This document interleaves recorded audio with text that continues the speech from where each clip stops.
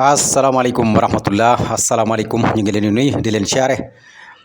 waaw di siyaare mboolem képp koo xam ne yaa ngi topp sunu seen YouTube bi di 94 Walf Sénégal seen analyse chronique yoo xam ne dañ leen koy defal saa su nekk ci réew mi ak bitim réew jaajëfal nañ leen siyaar nañ leen way leen di toppal 94 Walf Sénégal voilà image bii nag yaakaar naa ne ku ko gis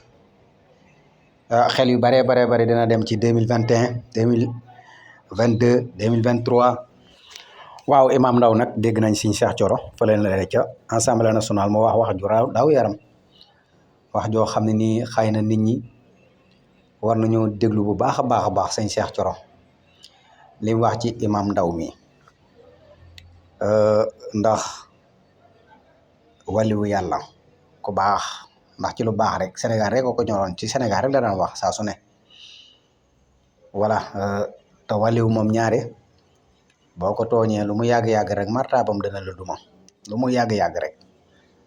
waliwu moom boo ko sosalee wala nga tooñ ko lu mu yàgg da nga gis voilà la nga xam ne moo di martaabam ndax moom du baale voilà dafa am wàllu yoo xam duñ baale te comme ne ko sëñ Cheikh Thioro waxee rek moo tax képp koo xam da ngaa taxoon ci mbiram daan wax ci mbiram bay boo nga pare ci sa bopp bu baax a baax tax xam ni sa bis dina ñëw loolu moom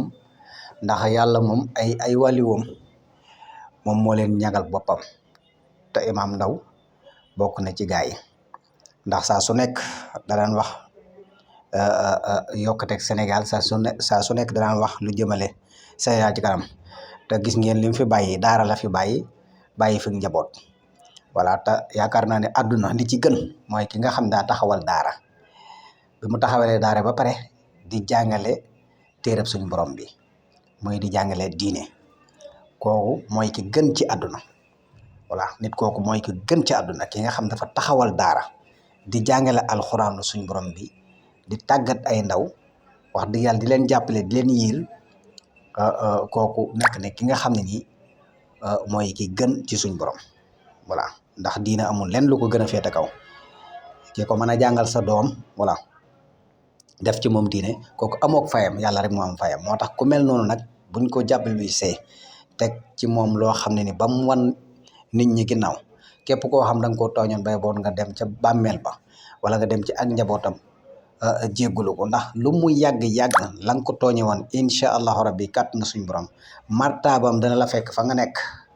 voilà mu duma la ba nga xam ne waliyu suñ borom yi kenn du leen tooñ moo tax sëñ Cheikh Thioro wax boobu mu wax noonu nit ñi war nañ koo déglu bu baax a baax voilà waliyu doo ko tooñ mukk sam réew di avancé sam réew di développé déedéet voilà moo tax nag nañ ko bàyyi xel bu baax a baax moo tax Bassirou Diomaye Faye ak Ousmane Sonko nañu bàyyi xel bu baax a baax Imam Ndao ak daaraam ji mu fi bàyyi ak doomam yi mu fi bàyyi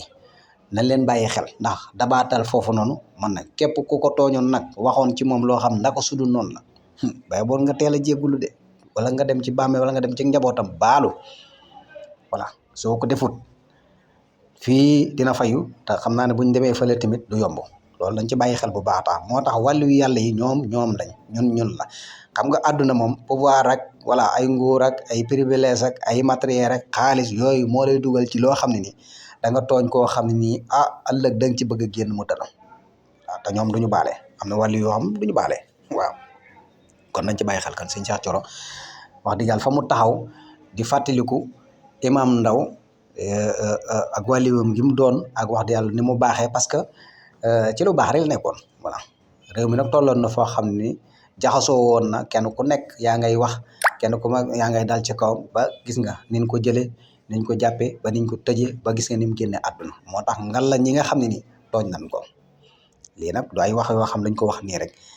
voilà ay njabootam ak njabootam daal la ñu fi waaw rëccu nag voilà